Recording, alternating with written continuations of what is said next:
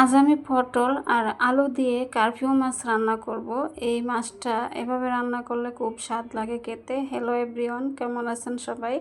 আশা করি ভালো আছেন, আপনাদের দোয়ায় আমিও ভালো আছি আলহামদুলিল্লাহ।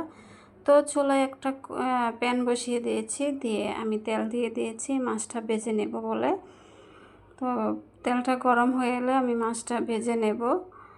আমি তেলটা গরম হয়ে গেছে, এখন আমি মাছগুলো দিয়ে দিয়েছি। এখানে 8-9 টুকরো মাছ আমি নিয়েছি। নিয়ে আমি সামান্য মরিচের গুঁড়া, হলুদের গুঁড়া, লবণ দিয়ে মেখে আমি মাছগুলোকে ভেজে নিয়েছি। তো এই পর্যন্ত আপনারা যারা ভিডিওটা দেখতেছেন, প্লিজ একটা লাইক দিয়ে ভিডিওটা ফুল কন্টিনিউ করার অনুরোধ রইল।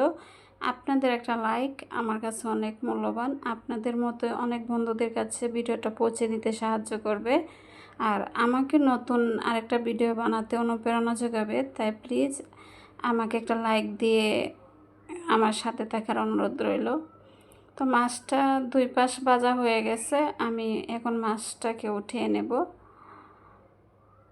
আর মাছটা আমি কড়া ভাজা দিইনি, হালকা মিডিয়াম ভাজা দিয়েছি। আর কড়া ভাজা দিলে খেতে ভালো লাগবে না এই রান্নাটা, সেজন্য মিডিয়াম ভাজা দিয়েছি। এখন এই মাছ ভাজার তেলের মধ্যেই আমি দিয়ে দেব পটলগুলো। আমি পটলগুলো এভাবে কেটে ধুয়ে পরিষ্কার করে ফালি ফালি করে নিয়ে নিয়েছি। আর এই পটলের মধ্যে একসাথেই আমি দিয়ে নেব ওই কেটে রাখা আলুগুলো। দিয়ে একসাথে আমি পটল আর আলুটাকে আমি ভেজে নেব। একটু নেড়ে ছেড়ে দিয়ে তেলটার সাথে মিশিয়ে নিয়ে আমি ঢাকনা দিয়ে ঢেকে আমি পটল আর আলুটাকে ভেজে নেব। একটু ঢাকনা দিয়ে ঢেকে দিচ্ছি। আমি ঢাকনাটা উঠিয়ে নিয়েছি। দেখুন, আমি অফ ক্যামেরা কয়েকবার করে নাড়াচাড়া করে দিয়েছিলাম। তো দেখুন অনেক সুন্দর ভাজা হয়ে গেছে। এখন আর ভাজবো না, এখন আমি রান্নাটা করে নেব। তো এইভাবে ভেজে রান্না করলে খুবই স্বাদ হয় খেতে। এখন আমি রান্না করার জন্য চুলায় একটা কড়াই বসিয়ে দিয়েছি। দিয়ে আমি তেল দিয়ে আমি পেঁয়াজ কুচি দিয়ে দিয়েছি তেলের মধ্যে। এখন আমি পেঁয়াজটাকে ভালো করে ভেজে নেব।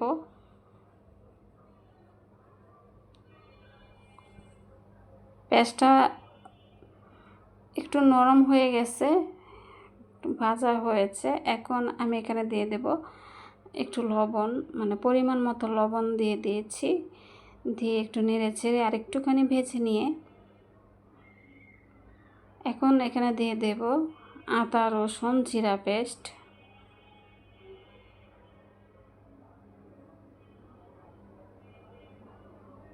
একসাথে পেস্ট করা আদা রসুন জিরা আমি দিয়ে দিয়েছি। দিয়ে অনবরত নেড়ে চেড়ে কাঁচা গন্ধটা যাওয়া অবধি আমি মশলাটাকে ভেজে নেব 2-3 মিনিট।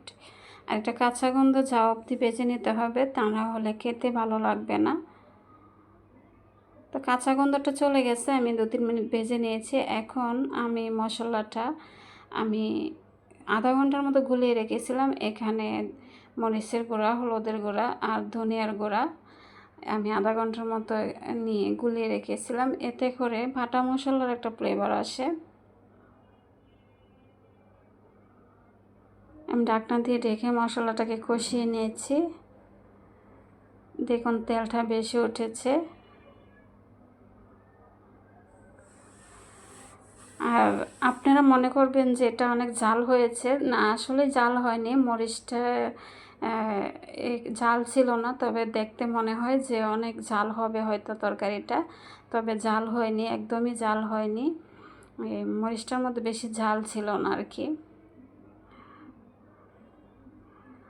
আমি পটলগুলোকে ভালো করে কষিয়ে নিয়ে এখন এখানে আমি দিয়ে দিয়েছি একটা টমেটো দিয়েছি। বেশি দিলে টক হয়ে যাবে, এটা টক টমেটো, তাই একটা দিয়েছি।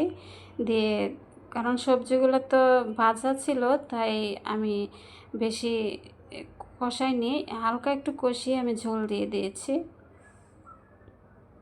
দিয়ে একটু নেড়ে ছেড়ে আমি ঢাকনা দিয়ে ঢেকে রান্নাটা করে নেব।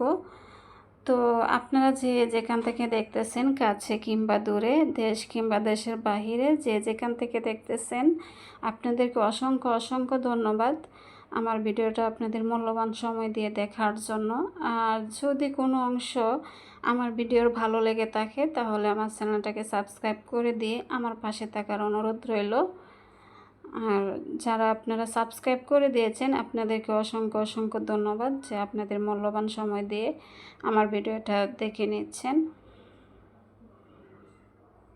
আর কমেন্টে জানাবেন রান্নাটা কেমন হয়েছে। তবে আমার কাছে দারুণ লেগেছিল খেতে। তো এর মধ্যে দেখেছেন আমি মাছগুলো দিয়ে একটু নাড়াচাড়া দিয়ে আমি আবারও ঢাকনা দিয়ে ঢেকে দিয়েছি।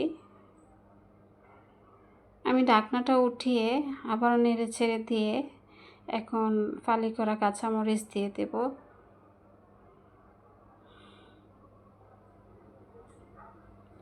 আমি কিছু কাঁচামরিচ দিয়েছি, দিয়ে একটু হালকাভাবে নাড়াচাড়া দিয়ে আমি আবারও ঢাকনা দিয়ে ঢেকে রান্নাটা করে নেব।